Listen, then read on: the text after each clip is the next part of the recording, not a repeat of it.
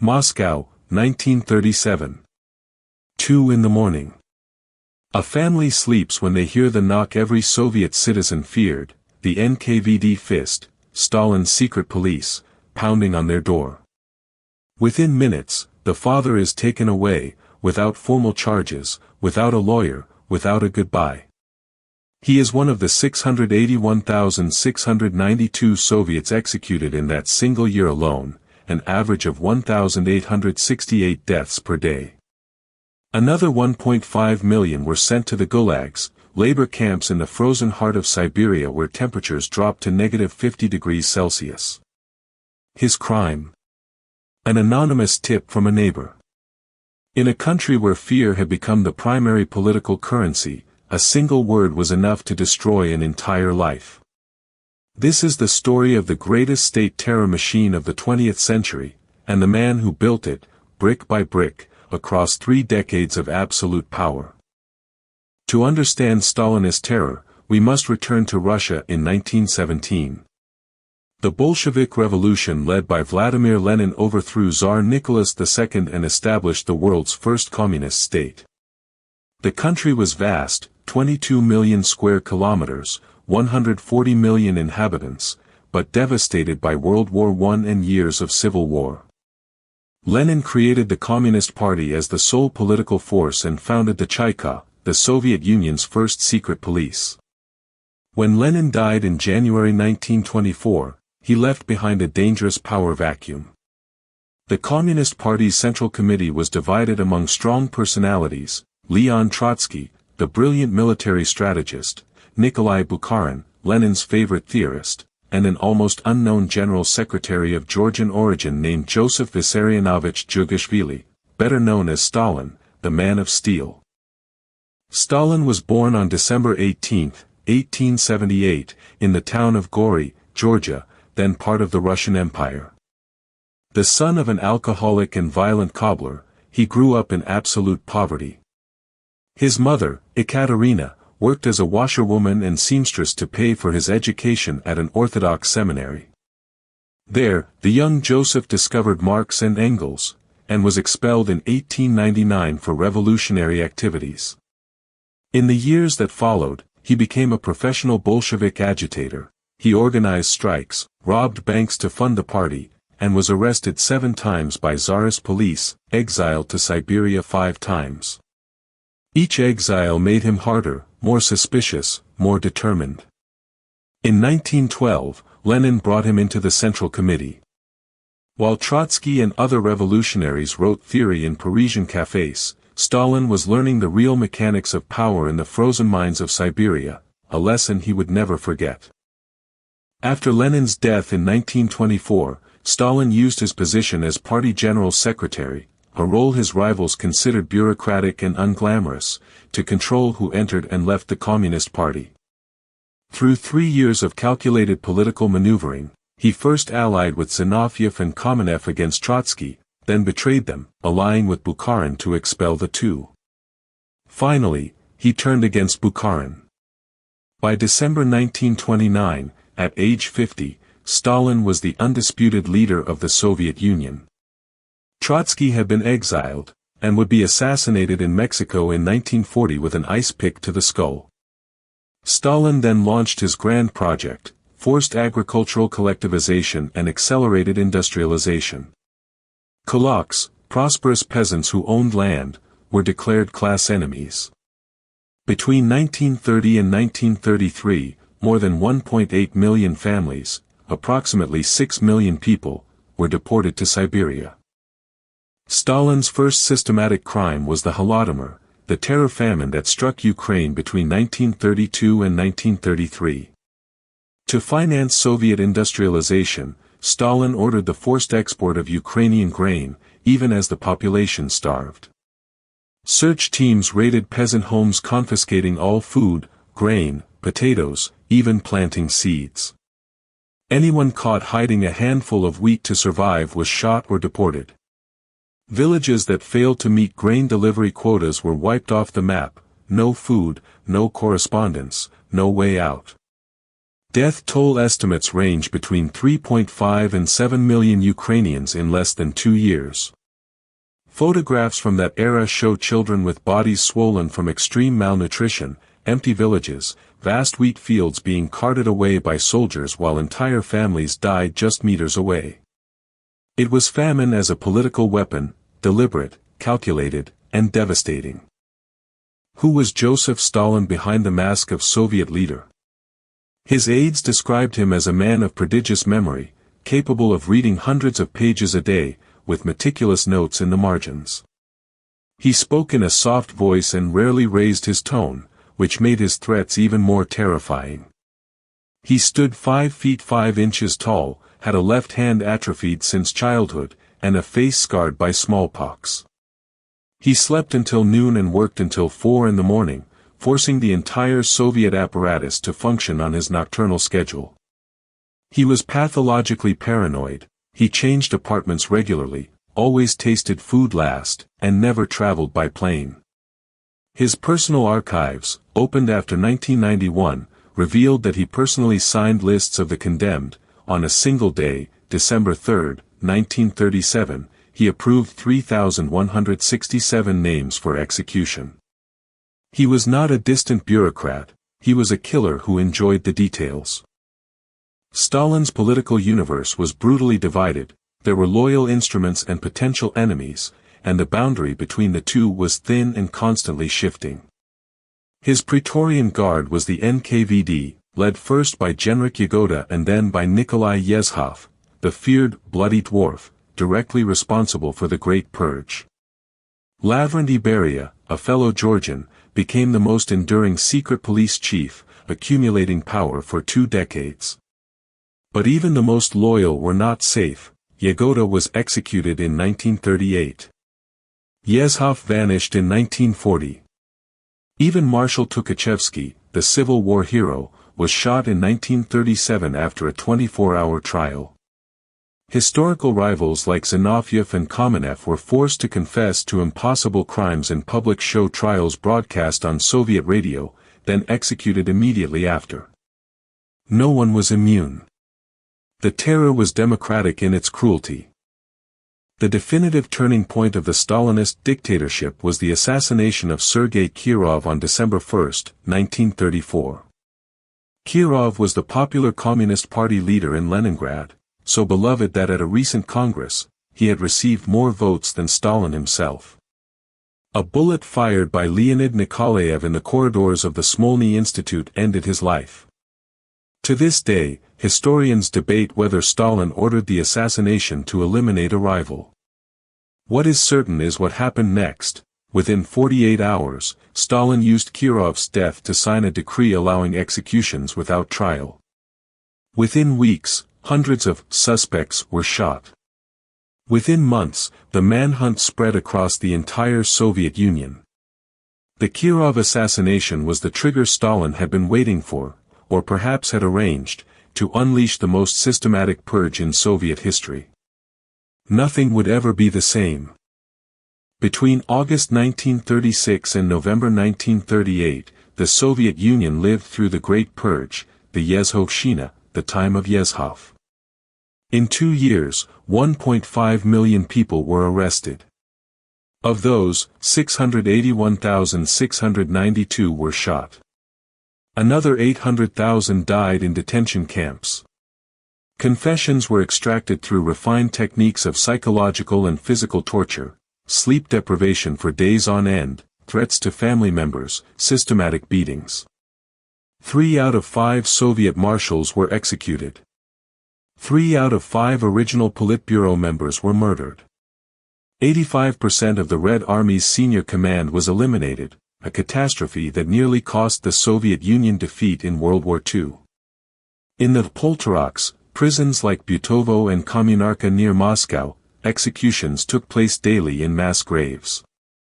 At Butovo alone, 20,765 people were shot in 14 months. They were actors, doctors, engineers, poets, and ordinary workers whose only crime was being accused by someone. The Soviet population's reaction to the Great Purge was dominated by a contradictory sentiment. paralyzing terror coexisted with genuine faith, in many cases, in Stalin's narrative. State propaganda was pervasive and effective. The purged were presented as spies, saboteurs, and traitors financed by foreign powers. Many Soviets believed, or pretended to believe, that the country was surrounded by internal enemies. Denouncing neighbors, colleagues, or family members was both an act of survival and, in some cases, genuine ideological conviction. The most symbolic case was Pavlik Morozov, a 14-year-old boy who, according to Soviet propaganda, had reported his own father to the authorities in 1932. Stalin made him a national hero, a martyr of communist duty over family bonds. In the West, intellectuals like Bernard Shaw and Henri Barbusse visited the USSR and described a utopia, while the Gulags operated at full capacity. The immediate consequences of the Great Purge were devastating for Soviet defensive capabilities.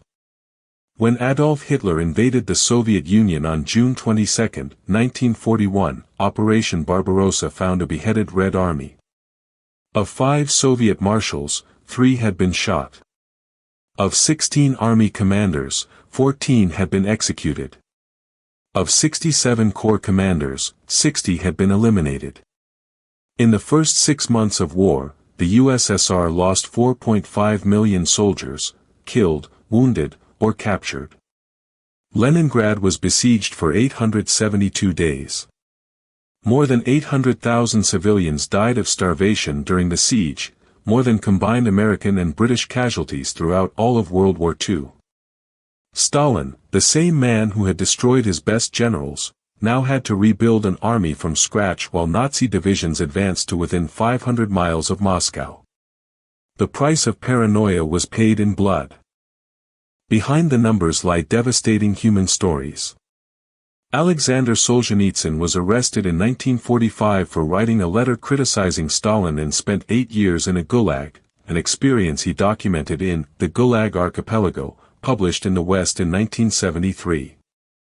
Nadezhda Mandelstam watched her husband, poet Osip Mandelstam, get arrested twice. The second time, in 1938, he died in a transit camp in Siberia. She memorized his poems by heart, fearing the manuscripts would be destroyed. Mikhail Tukhachevsky, the Soviet military's most brilliant strategist, was shot in 1937 after confessing to being simultaneously a German and Japanese spy. His wife was arrested, his sister executed, his children taken to state orphanages. In total, the Gulag system processed between 15 and 18 million people between 1930 and 1953. An estimated 1.5 to 1.8 million died in captivity, from cold, hunger, disease, and forced labor. The Moscow trials were 3 public proceedings, in 1936, 1937, and 1938, in which the oldest and most respected Bolsheviks were presented as traitors, spies, and terrorists. Zinoviev, Kamenev, Bukharin, Radek, and dozens of other old Bolsheviks who had made the revolution with Lenin publicly confessed to impossible crimes, sabotaging factories, poisoning workers, conspiring with Hitler and Trotsky. How were these confessions obtained? The NKVD used a protocol called the conveyor belt. The accused would stand for days without sleep while interrogators worked in shifts. Threats to family members were systematic. Some confessions were negotiated with promises of clemency, promises frequently broken. Nikolai Bukharin, one of the revolution's most brilliant intellectuals, was executed on March 13, 1938, after confessing to leading an anti-Soviet bloc of rightists and Trotskyites. He was 49 years old. Before being led to his execution, he wrote a personal letter to Stalin begging for mercy. There was no reply. Western coverage of Stalinist crimes was marked by an intellectual complicity that shames the history of journalism. Walter Duranty, the New York Times correspondent in Moscow since 1922, won the Pulitzer Prize in 1932, the same year the Holodomor was killing millions in Ukraine. In his dispatches, he systematically denied the famine. There is no famine, he wrote in August 1933, while bodies piled up in Ukrainian villages. Inside the USSR, silence was guaranteed by terror. Newspapers published only what the Central Committee approved. Artists and writers who did not follow socialist realism were arrested or executed. Poet Vladimir Mayakovsky, unable to endure the regime's pressure, took his own life in 1930. Mikhail Bulgakov wrote The Master and Margarita, in secret, with no hope of publication. The book only reached the public 26 years after his death, and even then, it was censored. When Stalin died of a stroke on March 5, 1953, the grief across the Soviet Union was both genuine and hysterical, the result of decades of personality cult taken to an extreme. Children who had grown up knowing no other leader wept in the streets. But historical revision began quickly. In February 1956, 3 years after Stalin's death, his successor Nikita Khrushchev convened a secret session of the 20th Party Congress and delivered the secret speech, a shocking denunciation of Stalinist crimes. The speech was read to party members across the USSR but kept secret from the general public. It triggered a wave of suicides among party officials who had collaborated with the purges. De-Stalinization removed Stalin statues, renamed cities, and freed Gulag survivors, but never led to a formal trial. There was never a Soviet equivalent of the Nuremberg Tribunal for the crimes of Stalinism. The lasting impact of Stalinism shaped 20th-century geopolitics and still resonates today. The Gulag system destroyed generations of Soviet engineers, doctors, scientists, and intellectuals, a human capital deficit that was never fully recovered. The extreme militarization of the Soviet economy, a direct legacy of Stalinism, consumed resources that could have developed civil society. The culture of fear and informants created collective psychological patterns that persisted for decades. Surveys conducted in Russia in the 2000s show that more than 50% of Russians still resist speaking openly about politics in public spaces. The state security apparatus, KGB, later FSB, inherited the structures, practices, and mentalities of Stalin's NKVD. Archives opened after 1991 documented approximately 800,000 documented executions, but historians estimate the true death toll caused by the regime, including forced famine, deportations, and gulags, stands between 6 and 20 million people.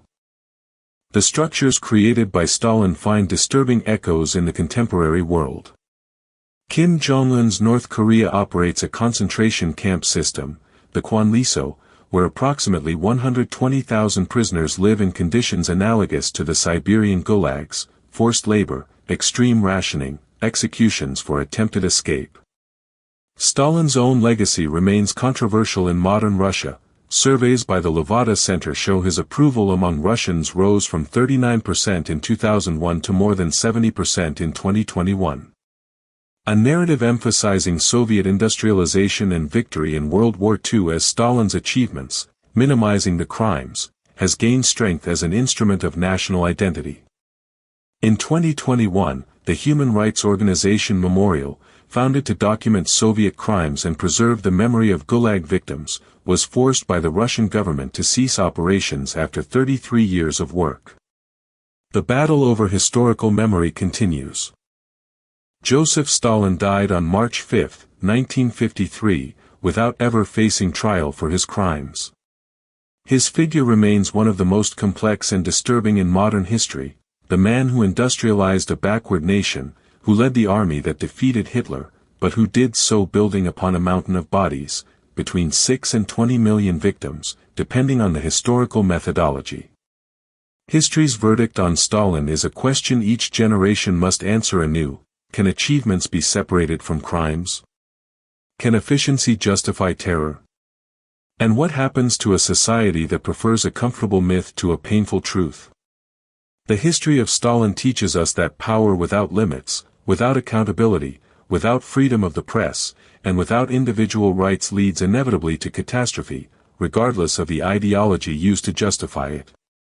If you enjoyed this video, Like it and subscribe to the channel so you don't miss the next stories.